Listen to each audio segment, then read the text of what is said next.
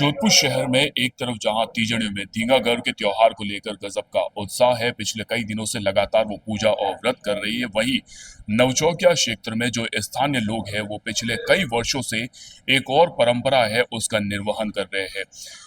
धींगागढ़ के इस त्योहार में मुई की एक प्रसादी होती है जो शहर की एक परंपरा है, इस त्योहार की एक परंपरा है, उसका निर्वहन कर रहे हैं यहाँ के स्थानीय निवासी। इनसे बातचीत करते हैं और जानते हैं इस परंपरा के बारे में।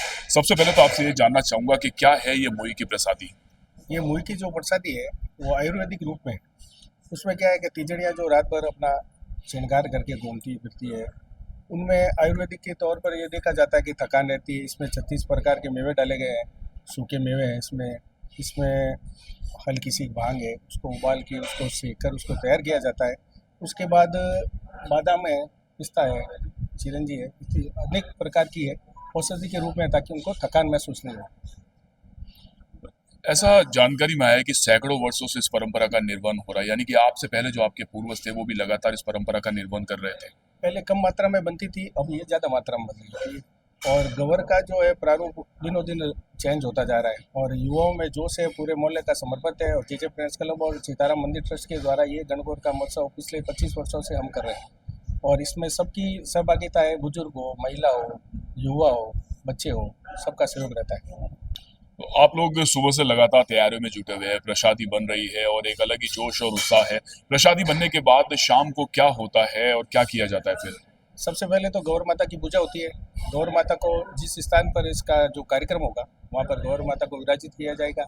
उसमें मंत्रोच्चारण के साथ पूजा करके और फिर में सब महिला गीत गाती हुई जाती है वहाँ पे स्थान पे स्थापन करके माता जी को। और उसके बाद मेला जो चालू होता है वो निरंतर सुबह 4-5 बजे तक चलता है। और उसमें मुख्य प्रसादी मुही रहती है और पेड़े रहते हैं प्रसादी।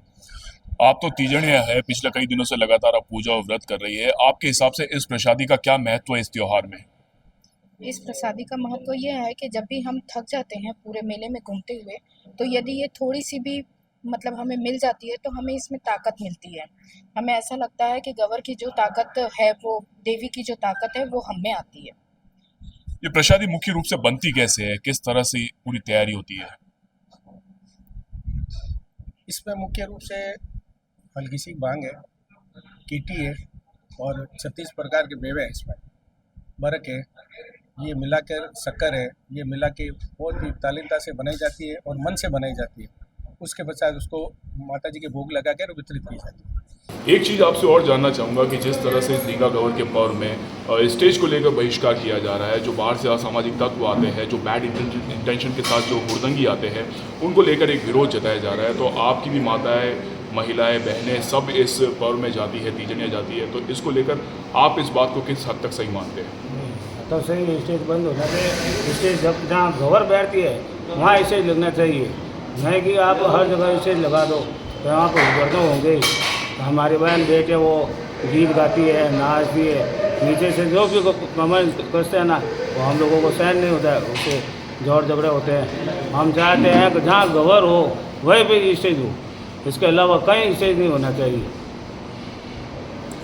महिला होने के नाते सुरक्षा कितनी ज़रूरी है और इस चैनल के माध्यम से आप पुलिस प्रशासन से क्या कहना चाहेंगे? मैं पुलिस प्रशासन से ये कहना चाहूँगी कि जहाँ कहीं भी गवर बैठ रही है वहीं केवल स्टेज लगे। और जो लड़कियाँ जो नहीं पूछती हैं गवर, उसको नहीं आना चाहिए मेले के अंदर, क्योंकि वे ही नट लेकर, छड़ी लेकर, जिसे लोग ये बैतमार मेला समझ रहे हैं, बैत कहते हैं, वो बैत नहीं, गवर की एक शुद्ध छड़ी है, वो पवित्रता का संकेत देती है। इसलिए मैं तो ये चाहती हूँ पुलिस प्रशासन से कि छड़ी लें और एक मतलब नगर निगम द्वारा जो अभी छड़ी दी हुई है उन्हें को ही लेकर चलें। तो इससे क्या है कि जो छोटी छोटी बच्चियाँ लेकर आती हैं इसको बंद किया जाए। तो ये है नवचौकिया क्षेत्र के सीताराम जी मंदिर के स्थानीय निवासी, जिन्होंने बताया कि मुई की जो प्रसादी है उसकी क्या मान्यता है और किस तरह पूरे जोश और उत्साह के साथ वो इस प्रसादी को बनाते हैं। और शाम को सभी तीजड़ियों में, श्रद्धालुओं में इस प्रसादी का वितरण किया जाता है। साथ ही साथ महिलाओं ने ये भी बताया कि सुरक्षा के लिहाज से पुलिस प्रशासन को कितना अलर्ट रहने की जरूरत है। कैमरा पर्सन राहुल जोशी के साथ आशीष पुरोहित, द न्यूज़ वर्ल्ड, जोधपुर।